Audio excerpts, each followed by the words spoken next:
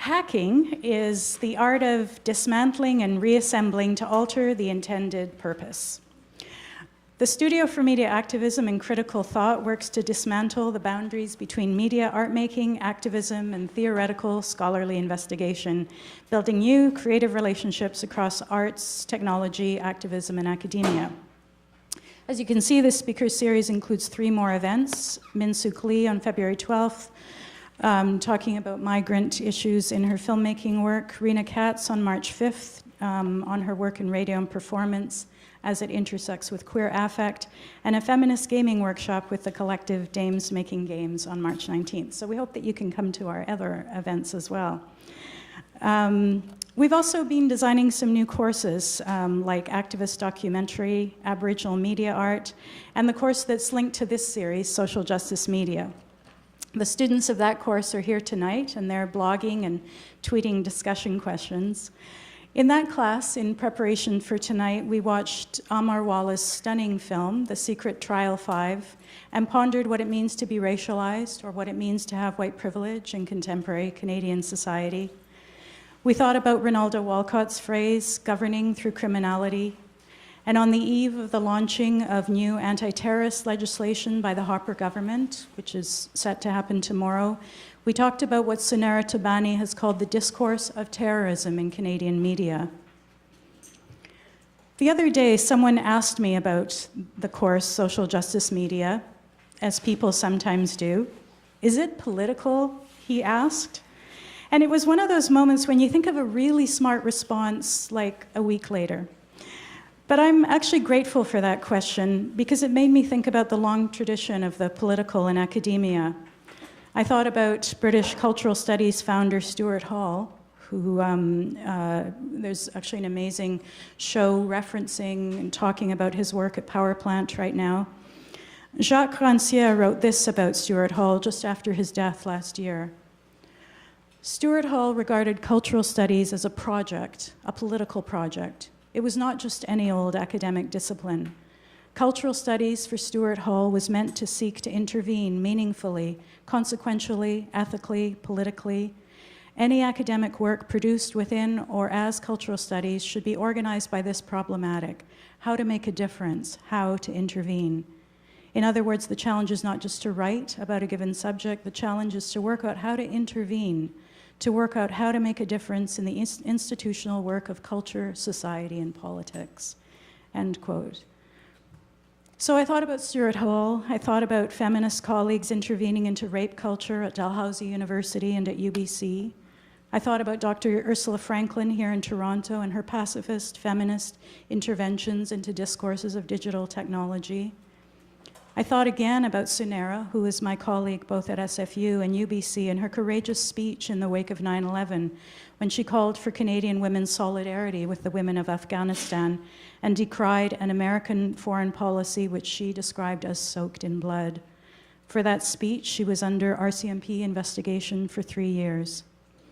I keep hearing the refrain from a song by dub poet Lillian Allen, now a prof at OCAD, Albert Johnson, dead.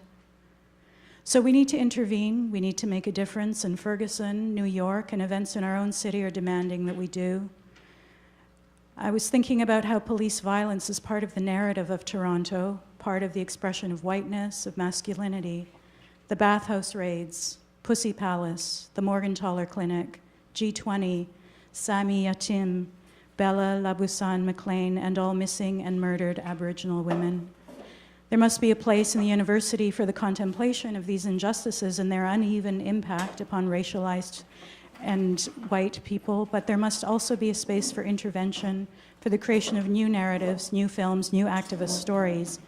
Because if we have people like the artists and thinkers on this panel, or the students in my classes, then all is not lost.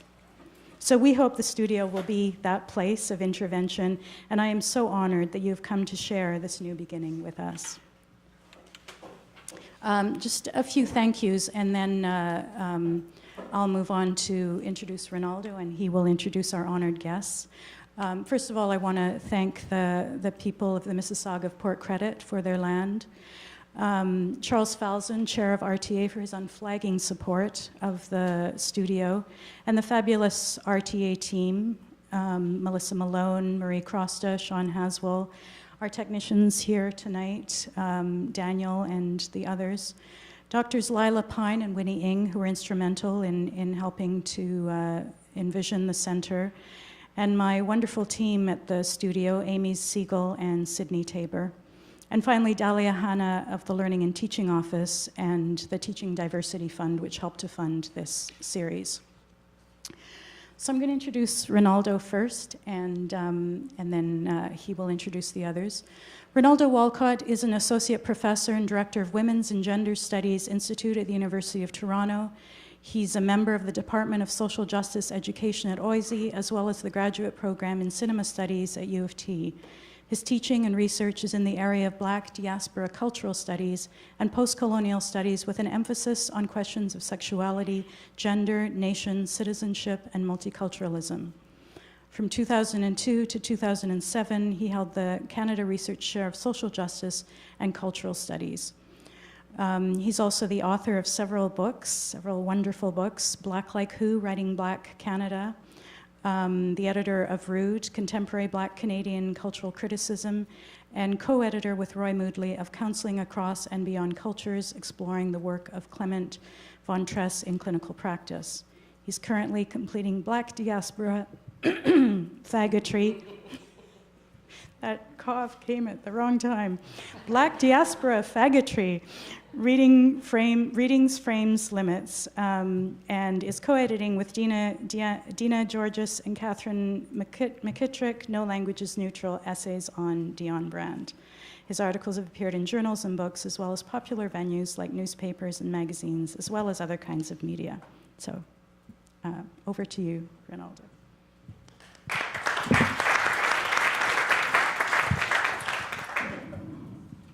Thank you, Marissa. And thank you to the School of Image Arts for inviting us here tonight to engage in what I think and I hope it will be an important dialogue with artists, media makers who are intervening into conversations that require us to think differently about where we might be in the moment and where we might want to go in the future. Marissa asked me to make a couple of comments before we turn it over to the panel. And I thought that what I would do is to organize my comments by way of two things that have become crucially important to me in the last little while. The first is the refrain from Norbesi Phillips's wonderful, complicated, and restorative long poem, Zang. And there's a moment in Zang where Norbesi Phillip incantates repeatedly, defend the dead. We're living in a moment where it's absolutely imperative that we defend the dead. Not just the death of Ferguson, which must be defended, but the deaths of Black trans women that are happening exponentially as we sit in this room. The deaths that are occurring from austerity measures, where we're having homeless people die on the streets of Toronto with nary an outcry. The deaths from poor drinking water across North America in indigenous communities. The deaths from the state of emergency that Lake Capital has put human life in. So besides defending the dead, I think that we have to begin to think about what it means to be living in a constant state of emergency. I think the ways in which the question has been posed and requires us to once again turn to Stewart Hall, actually. Stewart Hall, given that we're located in a university, Stewart Hall had a wonderful phrase that he would use repeatedly, which is to say, and that phrase was, he always said there are no guarantees, but we must understand that we're in and against the state for those of us who want to see some measure of social justice come into this world. We must recognize that we're in the state and that we're against the state. So the university is an interesting place to engage in the promise of what activism might bring. But we must also be fully aware that the university is a significant element of the state. The university is indeed invested in reproducing the normative state. So these small spaces of activism and radicality within the university that often tend to overwhelm the narrative of what the university is. For those of us who are interested in social justice, we must remember that these are indeed small spaces. And so keeping that in mind, nonetheless, that depressing point in mind,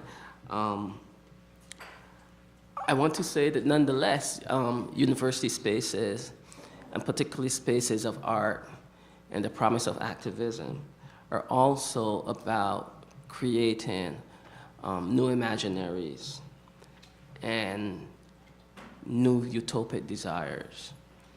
And along with people like Frederick Jameson and the late Jose Munoz, I am also interested in the kind of reclaiming of a notion of the utopic, because I think that it sets a horizon to work towards something.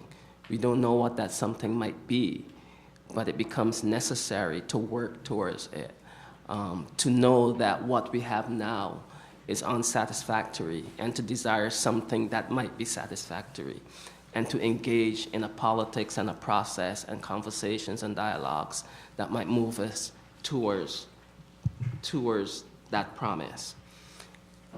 And I would say that in moving towards that promise, that artists get us there.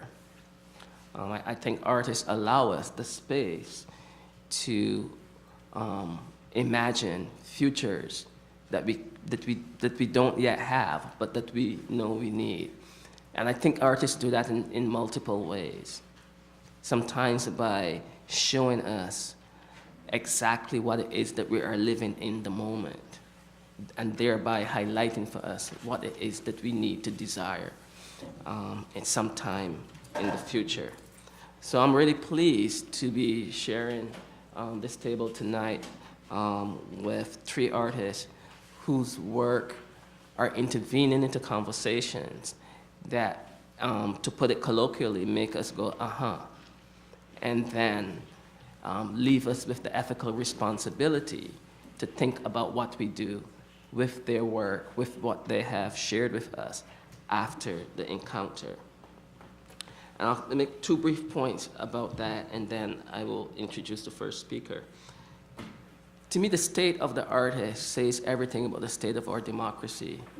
To me, the state of the artist, what the artist is able to imagine, what the artist is able to produce for us, what the artist is able to share with us, says much about the state of our democracy. And I would say that given the ways in which some of the most crucial art is only seen, and this is not to be pejorative about activism, but only seen within the realm of activism, tells us about the dire state that our democracy is in. And that's something that I hope we can come back to tonight. But I think that artists also give us something else that is for me, and has been for me for a very long time, crucially important. The artist gives us a way to think about what it means to be human. But the artist also gives us a way to understand that what it means to be human is malleable, adaptable, and changes over time. That the human is not just one thing. We can revise what it means to be human. And indeed, austerity politics has revised what it means to be human. It has put us in a place of greed. And what happened in Greece on Sunday, even with the complicated politics of the coalition, opens up the possibility of new imaginaries, and hopefully another attempt to revise the human and to open up new possibilities of how we might live together. And I think tonight we're going to see 3 examples of folks who are doing work that's pushing exactly that kind of question, opening up new imaginaries for how we might live together. So thank you for coming out tonight. So I'm going to introduce the first speaker and presenter, Cheryl L'Hirondelle. Cheryl is an Indigenous interdisciplinary artist, media, performance, and music. Her creative practice is an investigation of the intersection of a Cree worldview and contemporary time-space. Her current projects include a music album and several media-rich installations of songs co-written with incarcerated women and detained youth, an international sonnet mapping project with various resulting immersive and participatory installations where she uses the indigenous practice to sing land, and a nomadic, performative, and collaborative light tipi installation. Cheryl was a past new media advisor, curator, juror, and award winner for Imaginative Festival 2005 to 2014. And she received an honorable mention in the Net Art category with the Webby Awards in 2009. She is a member of OCAD's Indigenous Education Advisory Council. Her essay, Code Talkers, Rethinking Signals of Survival, was published in Coded Territories, Tracing Indigenous Pathways in New Media Art, edited by Steve Loft and Karen Swanson. Cheryl. Thank you.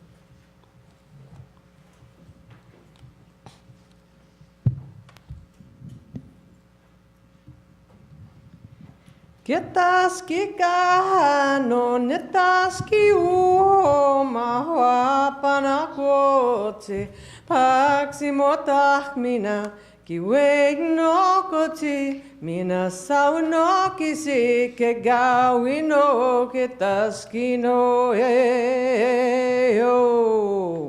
Danse Cheryl L'Hirondelle and Zigaswan. Apito kasan square nioma nehio square go mystico suino square.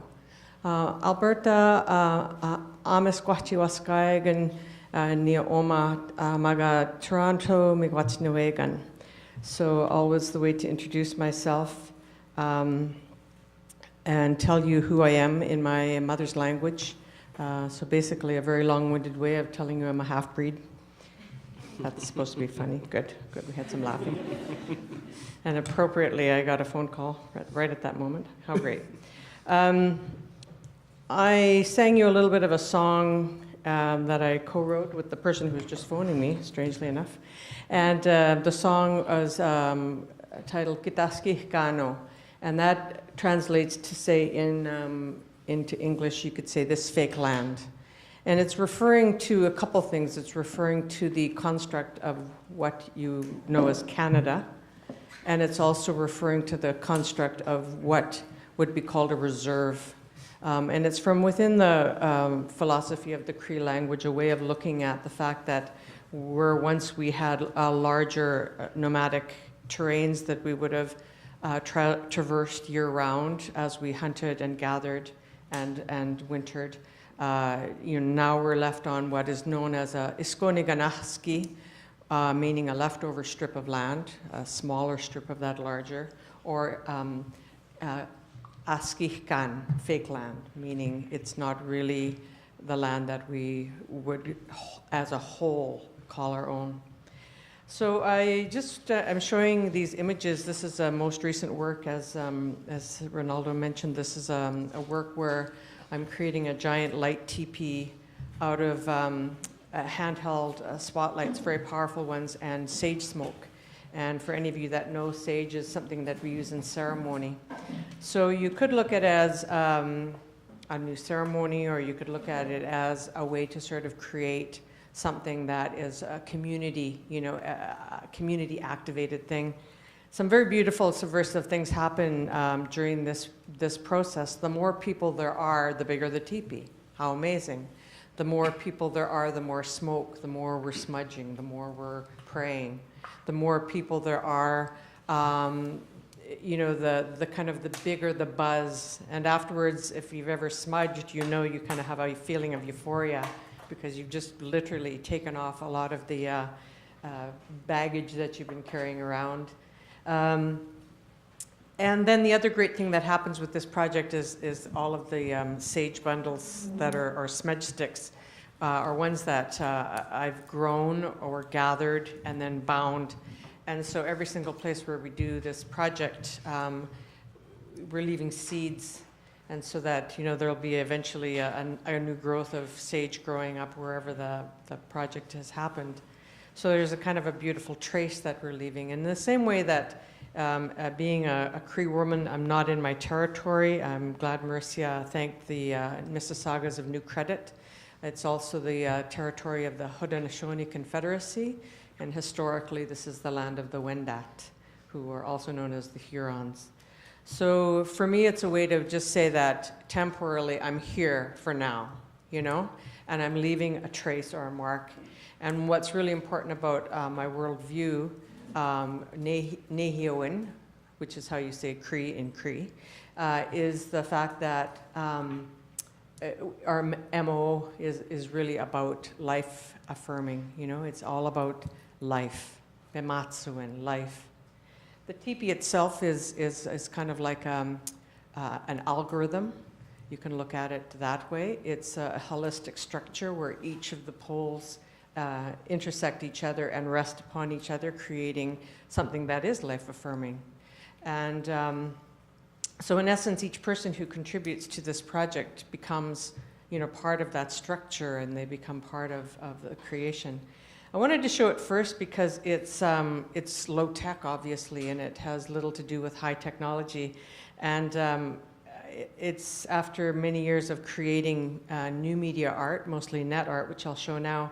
It really was a great way for me to realize that I didn't want people to be staring into all of these little devices that I have around me, as we all do, day and night. I wanted to figure out a way to get people to get back into nature.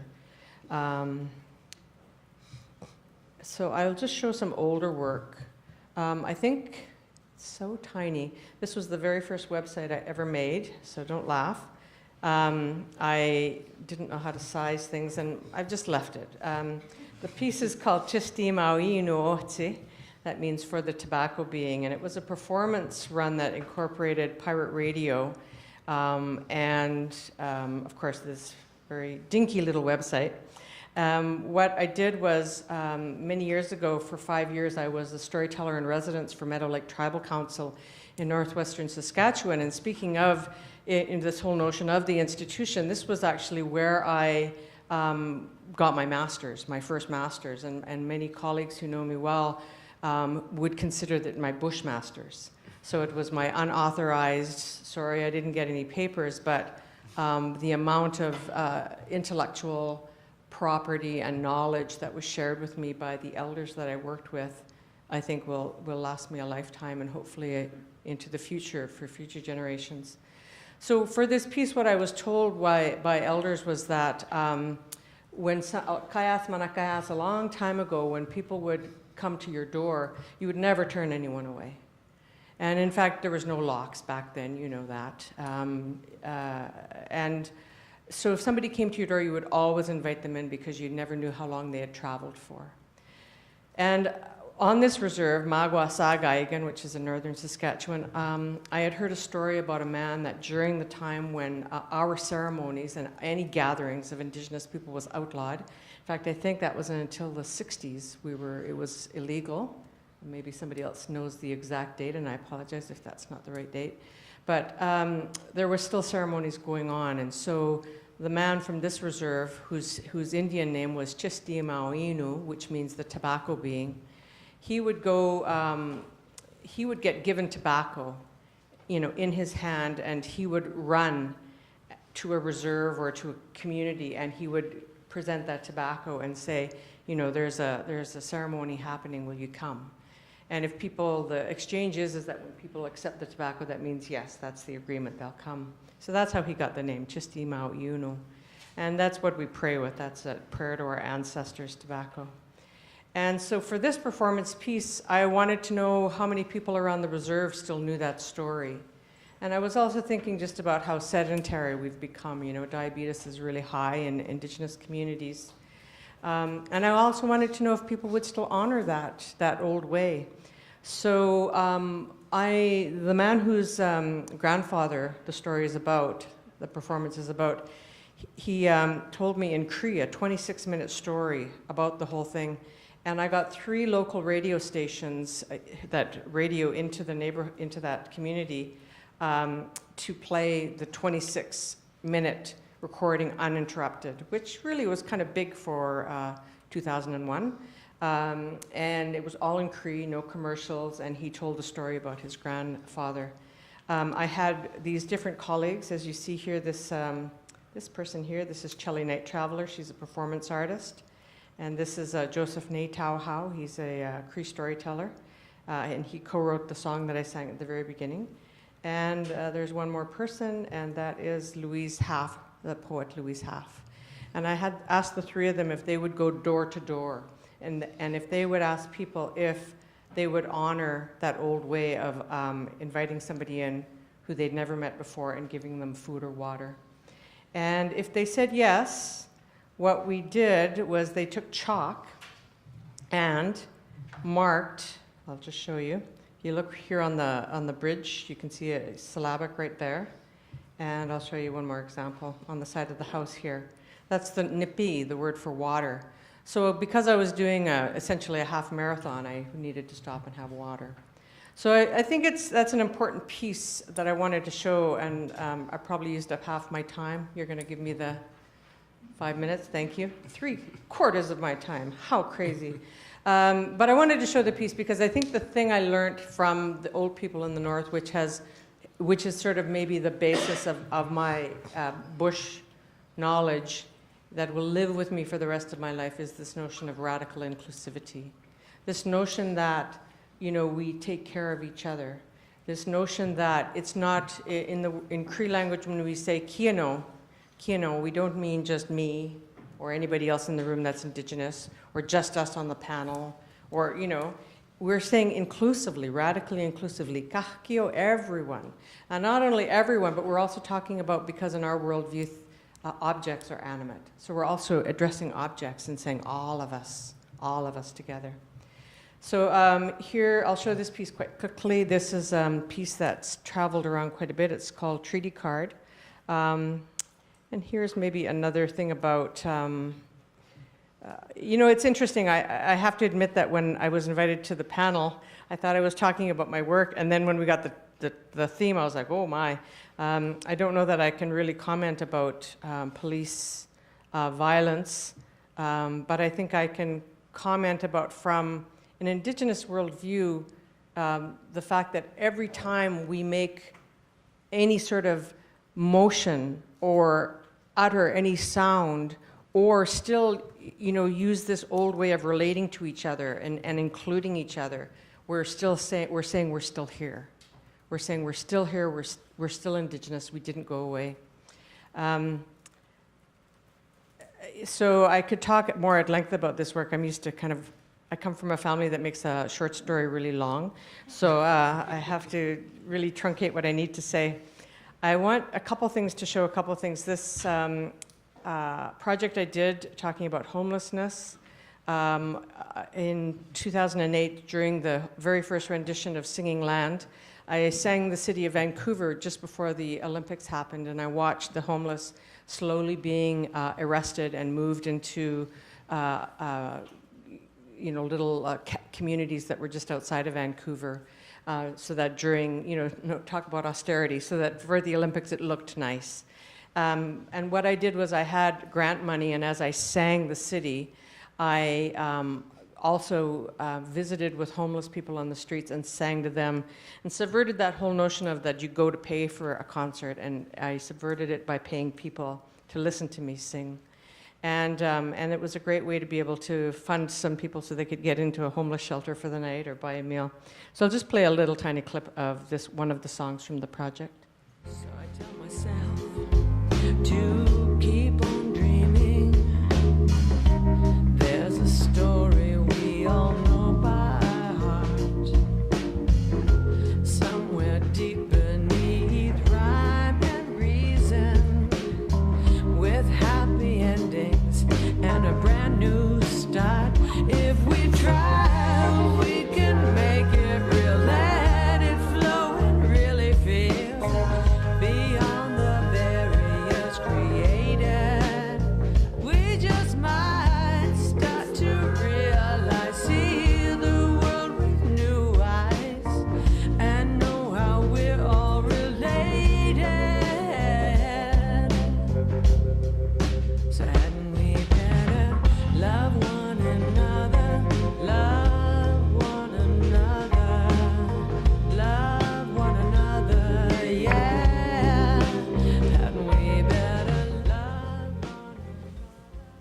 So that was my first singing land project, and after that, I've done it in Toronto, and it turned out into sort of more QuickTime VR.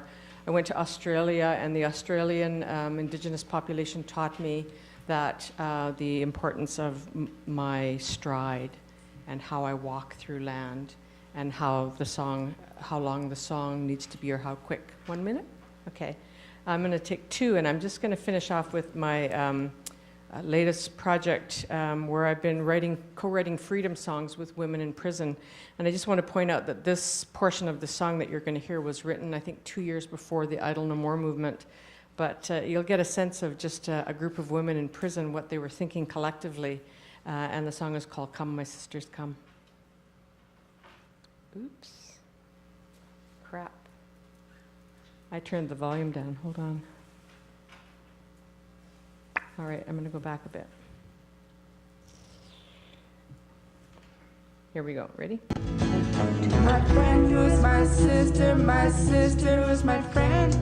Come, my sisters, come. We'll always stay true, we'll never pretend. Come, my sisters, come. It's a grassroots movement where we all belong. Come, my sisters, come. We'll stand beside each other and keep our spirits strong. Come, my sisters, come.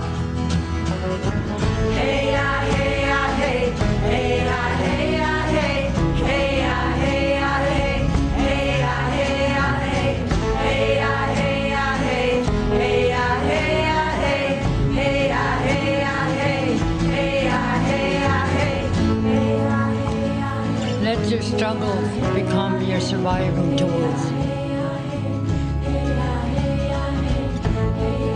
Let not your stolen years rob us nor tear us apart. Hey, ah, hey, ah, hey. Hey, ah, hey, ah, hey. Hey, ah, hey, ah, hey. Hey, ah, hey, ah, hey. Hey, ah, hey, ah, hey. Hey, ah, hey, ah, hey. Hey, ah, hey, ah, hey. Oh. Hey, ah, oh. Come, my sisters, come. Come, my sisters, come. So I really could show a lot more work dealing with pirate radio and net art and Arduino and Max MSP, but I guess just suffice it to say that what I've learned and what I've been shown is that technology in and of itself is not the solution, but it's a tool of survivance. So, kinanas kumten.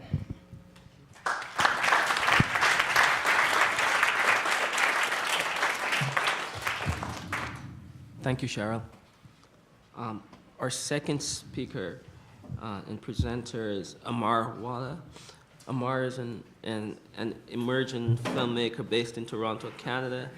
He was born in Bombay, India, and moved to Toronto with his family at age 11. He has a degree in film production from York University and believes deeply in cinema's ability to create awareness and facilitate change.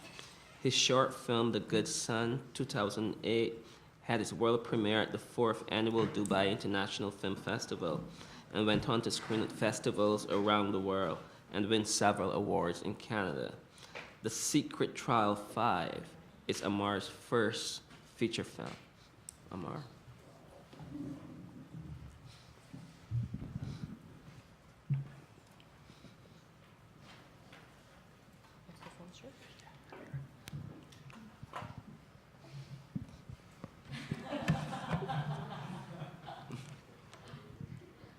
Thank you. Thanks for having me.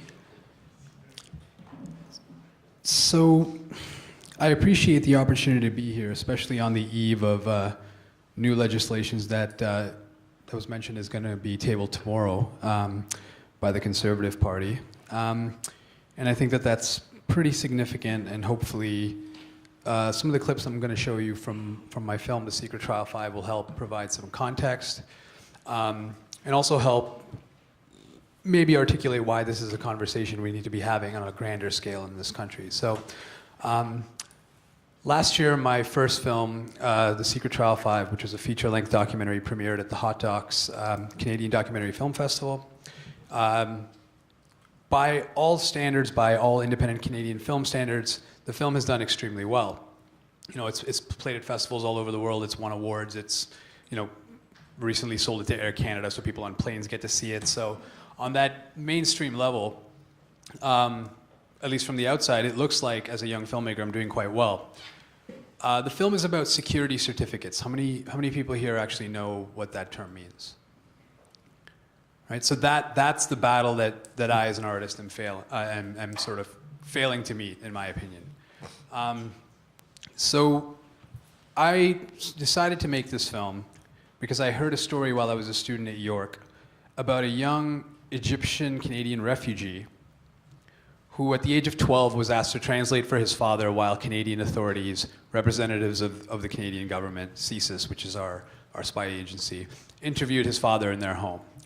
And it was pretty late at night, and the 12-year-old boy was asked to translate for his father because the interpreter that CSIS brought with them was pretty tired and fell asleep.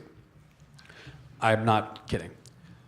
So I thought that was kind of a crazy story, and I wanted to kind of know more about that and whether it was true, first of all, and what exactly came of that conversation. Now, through this young boy, what the CSIS agents did was try to recruit the father, whose name is Mahmoud Jabala, as a spy, asked him to spy on people at his mosque, and he, in turn, refused. 6 months later, he was arrested on a security certificate, which I'll explain in a moment through video what that is. They threatened his father with deportation if he didn't comply, and they, of course, denied all of this. But Mr. Jabala won that case, and the reason he won the case is that what the agents didn't know was that Ahmed, who was the young boy, while he was quite young, was smart enough to know that government agents coming to your house at 11 o'clock at night probably isn't the smartest thing or the best thing, and he hit a tape recorder and recorded the whole conversation. And this is a family that is a family of 8 or 9 now, family of 6 that came to Canada as refugees from Egypt. And this is probably not something that I am proud of as a Canadian, that a young Egyptian went through and an Egyptian family looking for, quite frankly, shelter and a better life in Canada went through. And the saddest part about that story is when I asked Ahmed about how it affected him, and later asked his family about how it affected him, he said that it really wasn't that bad. And when I asked him what he meant by that, he said, well, those are the kinds of things that we went through in Egypt pretty much all the time. So it wasn't new for us. But it happened here in Toronto. So hopefully, you know, that, I mean, I found that incredibly sad. And that became my sort of last short film at school.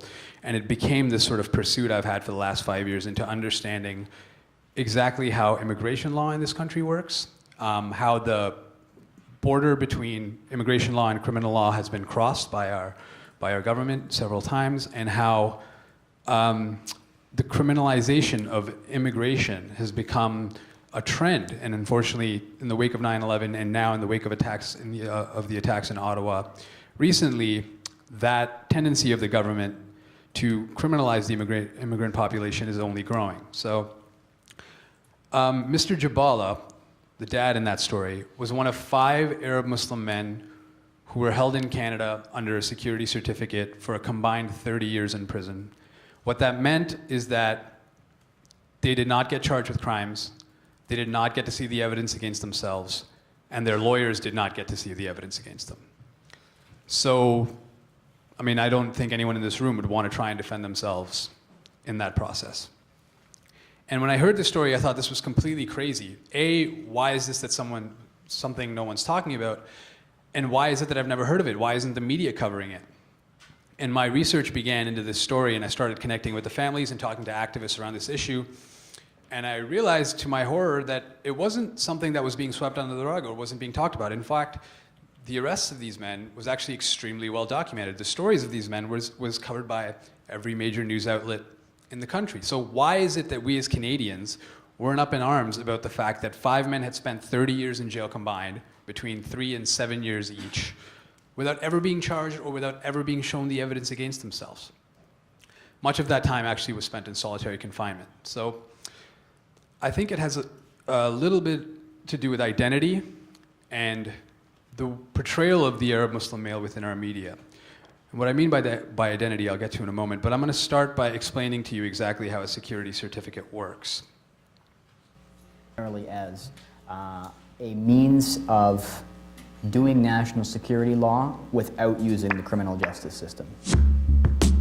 Initially, certificates are supposed to start with CSIS, the Canadian Security Intelligence Service, which is engaged in all sorts of investigations around individuals that it thinks might jeopardize the security of Canada. It may begin to develop a file on somebody and come to the conclusion that someone constitutes a threat. And then they bring that material before two government ministers, the Minister of Citizenship and Immigration and the Minister of Public Safety. So CSIS shares the information with the two ministers who then sign off if they decide it's warranted.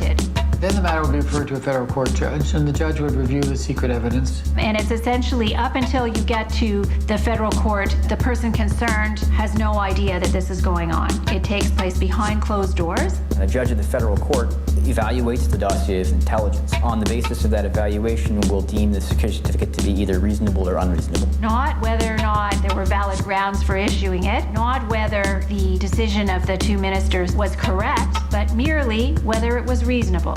That's very different from beyond a reasonable doubt, which is used in the criminal proceeding. The goal of the security certificate is to deport someone.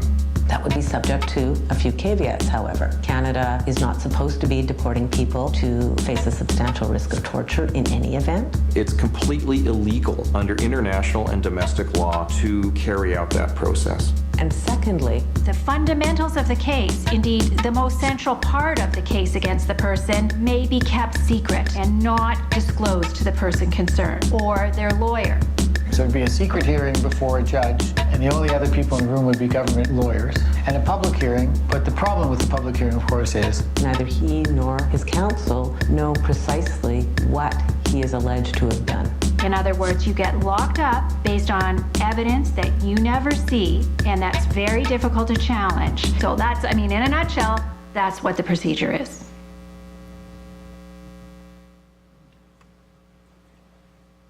So I can't imagine that anyone would actually want to defend themselves within a process like that.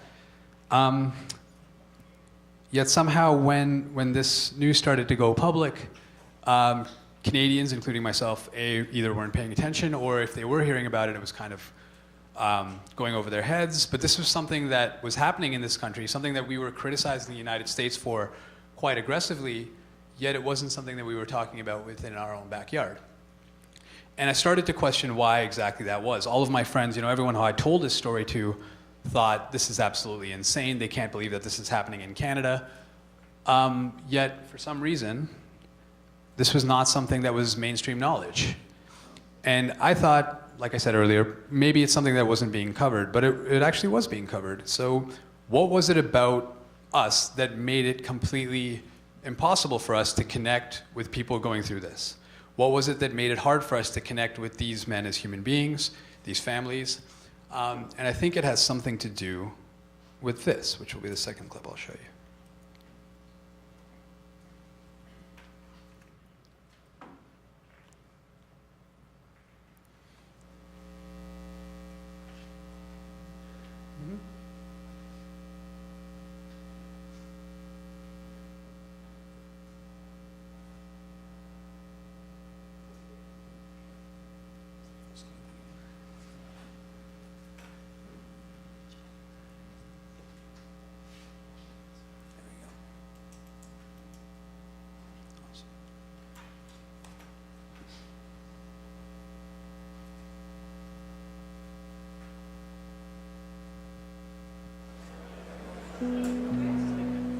So for us, Canada was a fantastic country with a multicultural model, and life was quite normal. In that time, everybody was okay. All my kids, they were okay, and I didn't see any problem, and they were happy. Prior to '99, life was kind of normal. Went to school, dad worked, just like any other family. I was thrilled the day the judge said, well, yes, you are approved as a conventional refugee. I I thought maybe eventually I would ask him out on a date, and actually he ended up asking me out on a date, so it turned out well. Me and her, our plan was going the way we got married for. We want a house, children, work, a nice job. And we were at the point where we were actually talking about, moving to a bigger apartment and starting a family and, the normal things that couples do. And then all of a sudden, our lives turned upside down.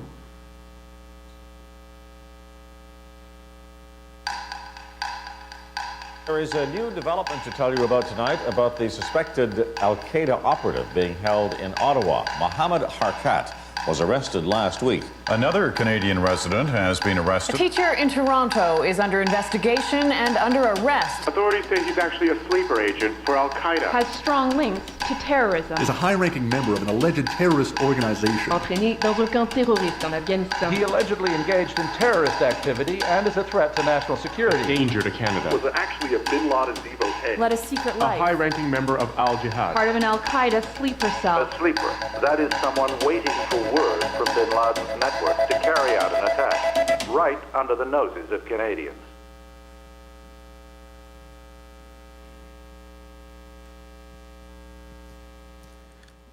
So what if, rather than the explanation of what a security certificate was, or seeing those people as they were in their homes before this montage started, what if this was the first thing you saw about these people?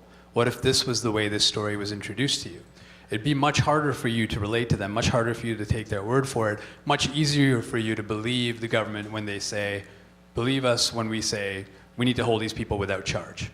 We need to hold these people because it's what's good for you, it's what's good for this country, right? So identity matters, right? The way these men are the way these men are projected in the news, particularly, this is in the wake of 9/11, had a huge impact on the way we as Canadians reacted to this story. Right? In hindsight now, we look back at it, and in 2007, the Supreme Court found this process unconstitutional. And of course, unfortunately, last year, a revised version of that process was found constitutional. But this, for the majority of Canadians, was the way they were introduced to the story of the Secret Trial 5. And that was really our goal, was to show you, hey, this was covered. I mean, you saw Lloyd Robertson and Peter Mansbridge and all the big anchors that we know, people that we generally know and trust as Canadians, that we identify with the news, talking about this. But you didn't care that these men were held without charge. We didn't care. We didn't care that these men spent 5 years in solitary confinement without knowing exactly why they were there. We didn't care that their detention was essentially indefinite, which is against international law. So these kinds of things are really important, and that's why I think media literacy is extremely important, and that's why I think conversations like this are extremely important. So, it's very easy to dehumanize somebody through something like this. It's much harder to make them human beings again. And that's where I think art really has a role, and that's where I think artists really play an important part in these conversations that we're having as a society. I just wanted to share a little bit of what the experience for these men was like while they were in prison. So, within what we consider for many people consider a fair and democratic criminal justice system, those things, those ideas of a person being innocent until proven guilty in a court of law, those kinds of things are absolute, right? The burden on the state is considered to be absolute. That's kind of what we're taught as we grow up, and taught as we're sort of young, is that that's the ideal that we are all supposed to espouse to. Unfortunately, in in immigration law, those rules just don't apply. So in immigration law, all the state has to do is provide reasonability. So that's almost the entire opposite of beyond a reasonable doubt, right? All they've got to do is say something is reasonable, to prove that it's reasonable. And so hearsay is technically admissible in these cases. That's the burden of evidence that the state has against them. So that, of course, gives them incredible power over the individual. And it also makes their detention and the way we hold them, the way we treat them within the criminal justice system, because this is essentially a criminal charge. Terrorism is not an immigration crime, it's a criminal charge. It changes the way we have to actually hold people and house people who are essentially incarcerated without being accused of a crime, technically. And what that means is, when a person is convicted of a crime, there's a rehabilitation mandate for the government. There's programs and things. Because these men were never charged, because they were never convicted, there was no rehabilitation mandate. They weren't allowed to engage in any programs. They weren't allowed to exercise. So they were just literally sitting in prison reading magazines. And this, of course, led to a lot of problems on the side of the individuals. A lot of emotional and physical problems set in.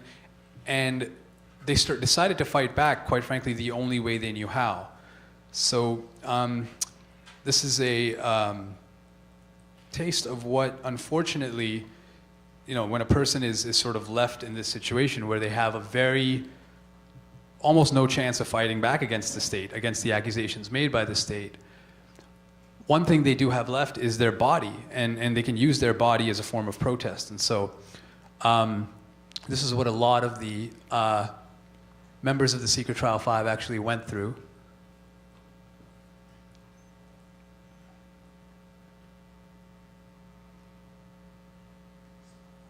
Is it over? Yeah. There we go. Awesome.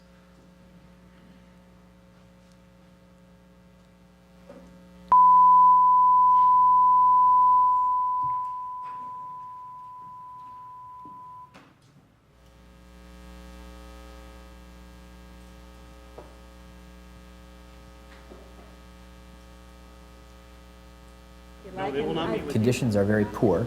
So you had a lot of resistance coming from both the families and the lawyers, but also the individuals who were subject to detention themselves. They engaged in very serious and protracted hunger strikes.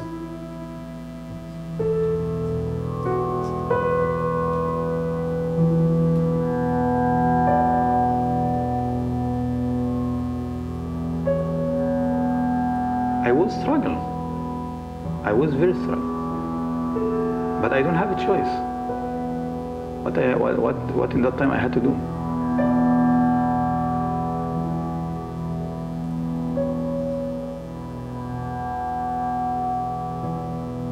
I didn't eat at all. They offered me the food, like down, like completely, like kind of helpless. So I refused to eat at all.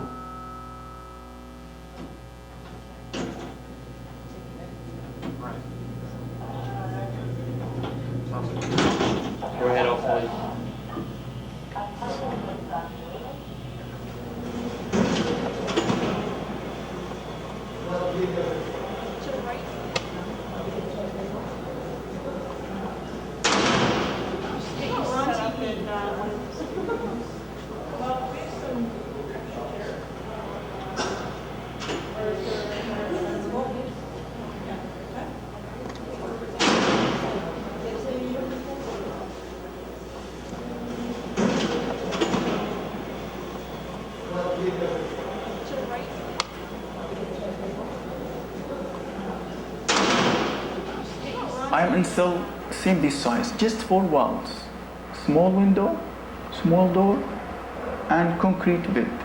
That's it. What kind of life is that? I live in this country so far now for almost 8 years. If you think I am a terrorist, why didn't you charge me? Why not?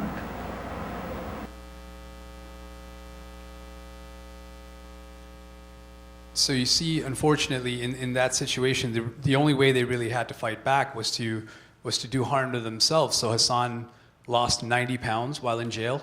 He was in intensive care multiple times, almost died multiple times.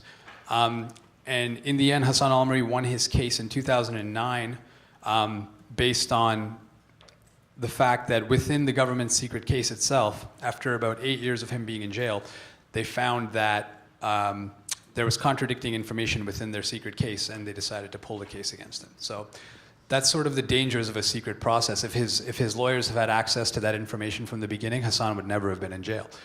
And so the only way he really had to fight back against the state, against this accusation, was to do harm to himself. And unfortunately, that was the only time where he started to gain sympathy from the Canadian public. That was when he started receiving letters from the outside, gave him a lot of hope.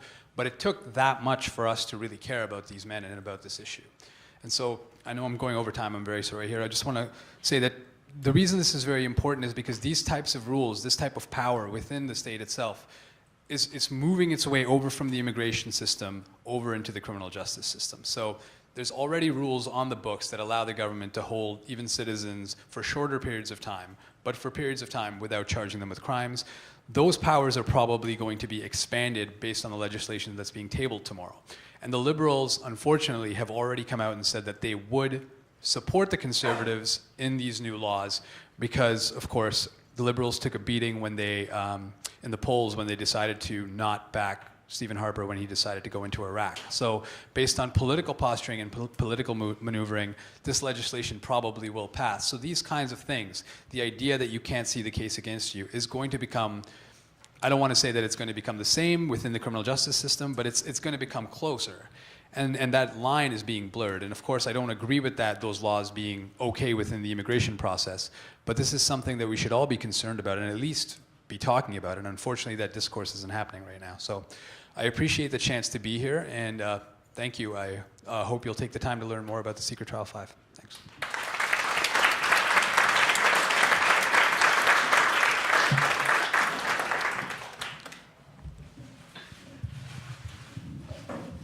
Thank you, Amar. The next speaker is Abdi Osman. Abdi is a Somali-Canadian multidisciplinary artist whose work focuses on questions of Black masculinity as it intersects with Muslim and queer identities.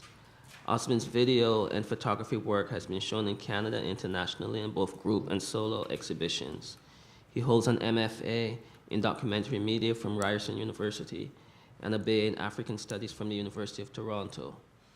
Previous work has been supported by grants from the Ontario Arts Council. His photographs are also in private collections and the Art Bank of the Canada Council for the Arts. Some of his work was in the year-long show, Diaspora Art, Strategy and Seduction by Canadian artists from culturally diverse communities at Rideau Hall. Abdi was a 2010 artist in residence at the McCall Center for Visual Arts in Charlotte, North Carolina. Most recently, in 2012, he was a fellow at the Interdisciplinary Center for Culture and Creativity at the University of Saskatchewan. Abdi.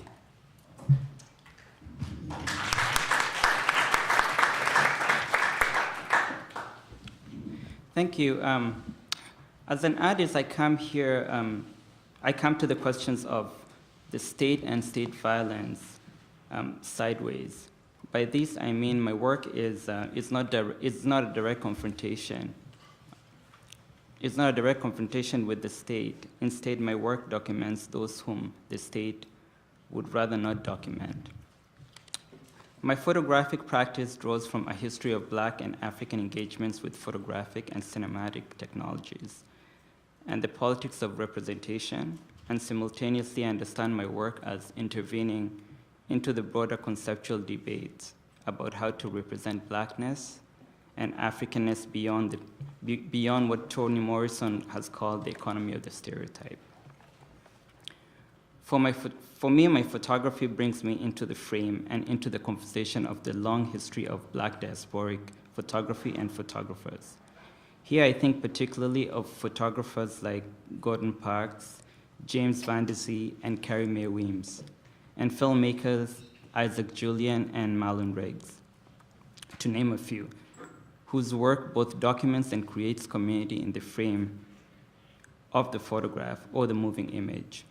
Additionally, I see my work in the conversation with Fanny Rotimi, Lyle Ashton Harris, and Michael Chambers. My work engages with what Kobina Massa calls the diasporic dialogic imagination. The works that I will show vacillate between Africanness and Blackness, Muslimness and queerness, North America and Africa, and elsewhere, and debates about politics, art, documentation, community, and the self. I'm always asking, what does it mean to represent my community? Indeed, the subjects of my photographs are my community. And so in many ways, my photographs are collaborations with my subjects.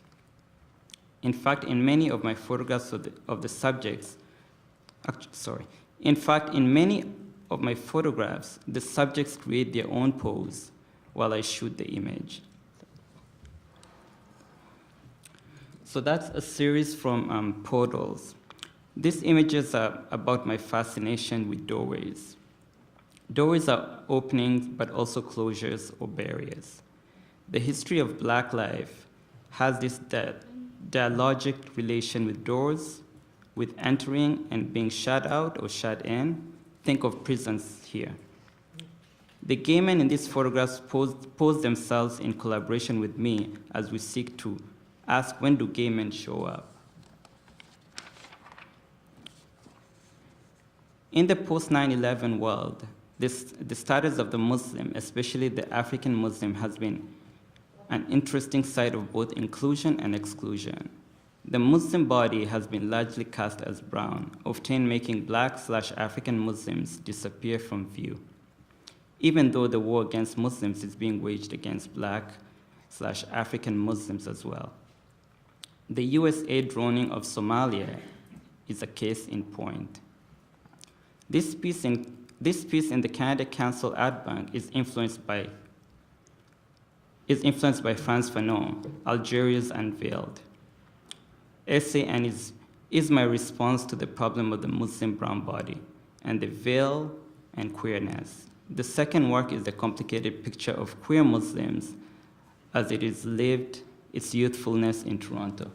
So you can go to slide 2.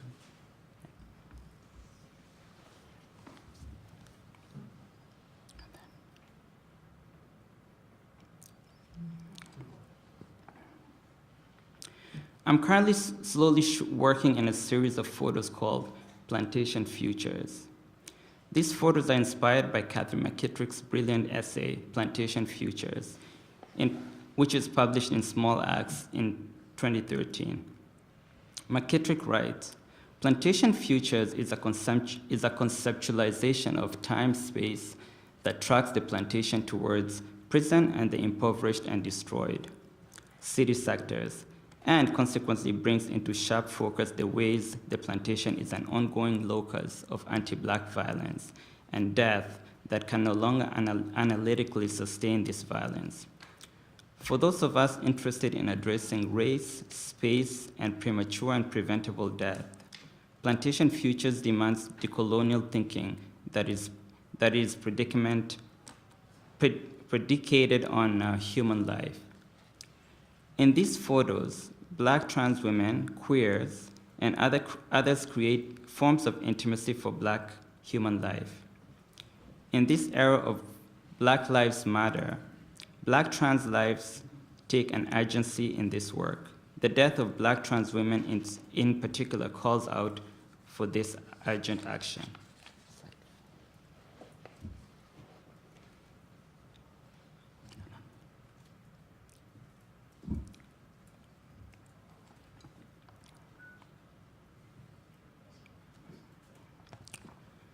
Recently, I've been working on collages. These collages reference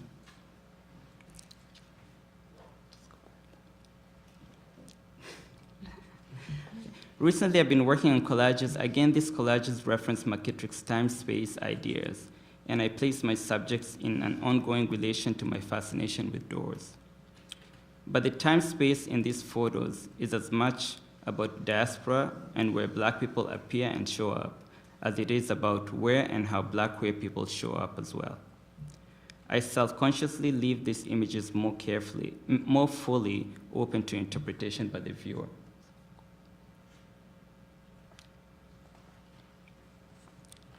Finally, you will see that some subjects appear time and again in my work.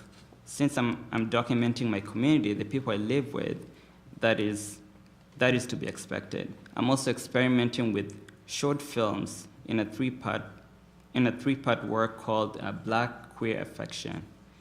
This work is made in 3 parts because I wanted to didactically present Black queer friendship in a way that is almost never talked about. What I mean is that most often our conversations about Black queer life is about the negative moments or the moments that Black queer people have to struggle against and overcome. I hope this work raises different questions from those that are often addressed through the negative. It is not my desire to displace the ways in which Black queer lives are achieved through struggles, but to tell a different side of the story, as you would hear from Lee and Selika, the subjects of this work. I wanted to document how Black queers might talk about their friendship and how they met each other. It was important to me to document Black queer friendship because it means that we might begin to see the fullness of Black queer life and the ways in which Black queer life is both similar and radically different.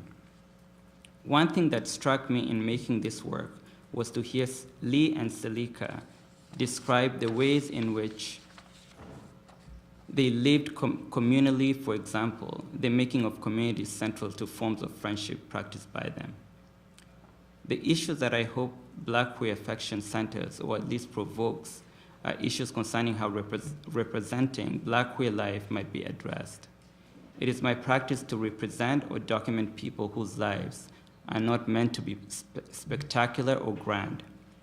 Rather, I want to document the ordinary and the everyday lives of Black queers as a way to say very clearly that our lives matter not only in terms of the big fights around equality, marriage, and so on, but also in terms of our everyday lived experiences of home, sharing, and affection.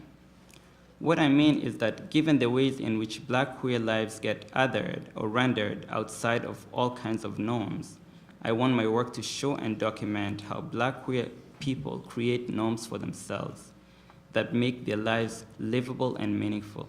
So you can show that.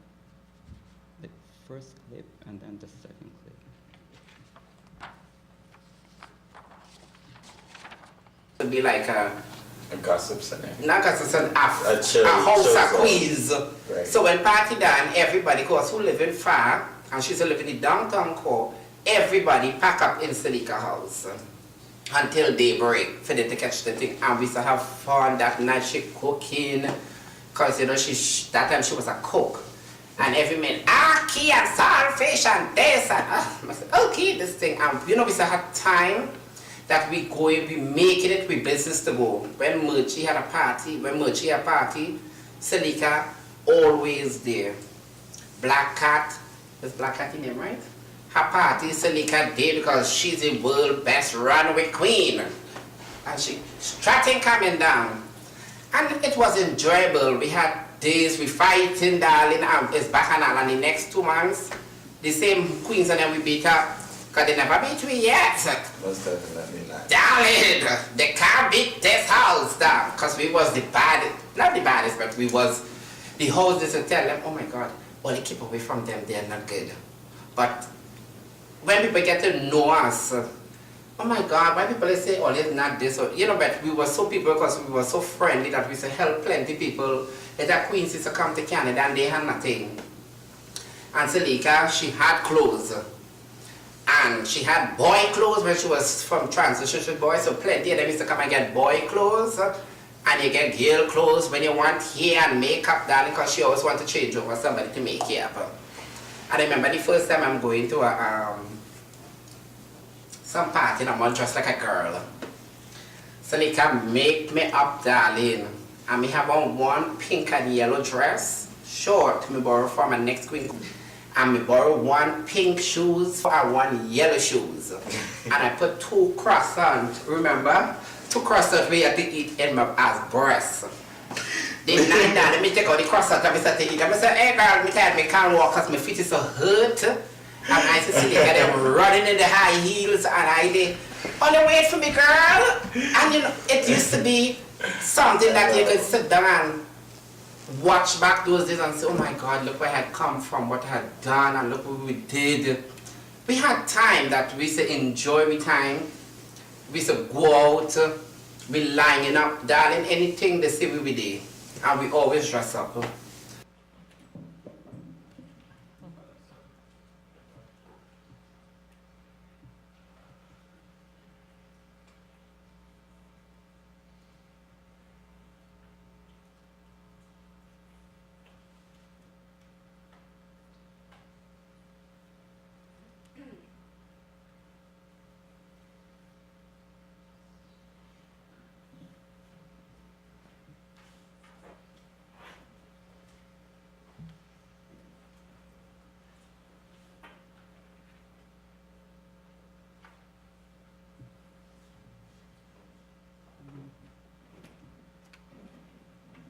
aspects. But when we started to grow with friendship, Mrs. Salika helped many. Darling, many. And when was in time of need, you can't see these people. And these same very same people, they didn't have nothing good to say sometimes. And when they didn't have nowhere to go, Salika bring in all of them. As an example, I see Salika make a drama with a queen mother. And darling, today the queen do itself watch back to say Salika help she to be the person she is today. You know what I'm talking about, no name. Come here, but my police to come look me up. And you know, she end up in all kind of difficulties just because of this same very individual. When they run away, Salika helped them into she house, bring them in as a young, like she was the mother and we was the little girls. And she bring in we eat, darling, every time we come home, Lee, there is a new queen staying over. I said, just now we are way to lie down. Darling, kitchen, cook, everywhere is hose there. You can't rest in peace. Hose. She bring in one from the west, she bring in the next one from the east, she bring one from the bush. And she bring them like a multicultural whole girl. Indian, white, black, Chinese, everybody in Salika house. Thank you.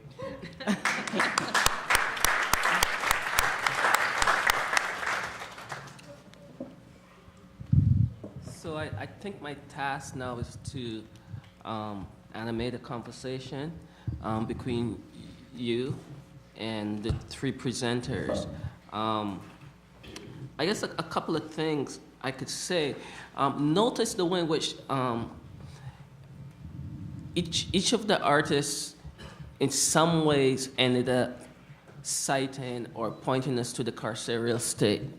The prisons of one sort of another arrived in all three of these presentations, and we know that prison culture clearly animates late modern capitalism in a way that's truly brutal, but also in a way that marks who's in and who's out, that animates the politics of belonging. And I guess Abdi and Amar's work in particular raising the specter of the Muslim terrorists, but also recognizing that even within that category, there's some significant tensions. How do we think about the Black African Muslim in a discourse that overwhelmingly marks the Muslim body as a brown Muslim body post 9/11? And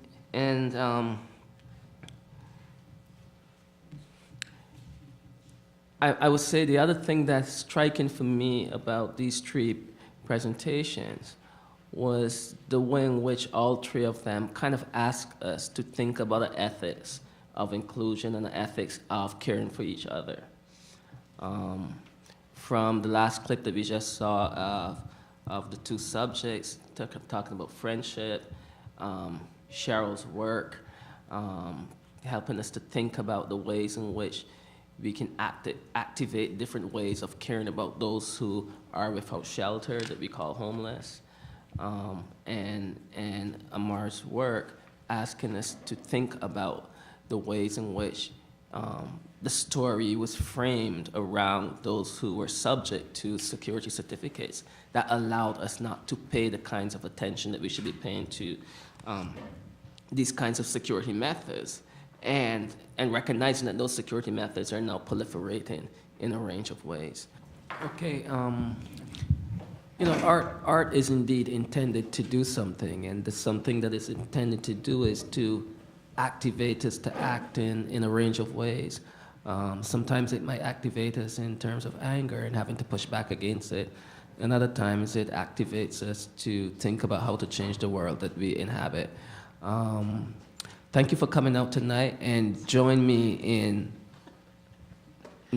she told me I have to finish it, and join me in thanking Cheryl, Amar, and Abdi for three wonderful presentations and showing us the work.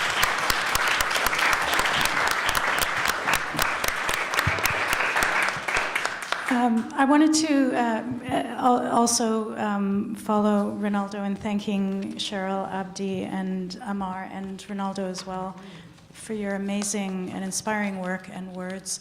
And I want to invite you all to a reception to celebrate the start of the opening of the Studio for Media Activism and Critical Thought. Downstairs in the atrium where you came in, we've got food and wine and an opportunity to have more informal conversation with one another. So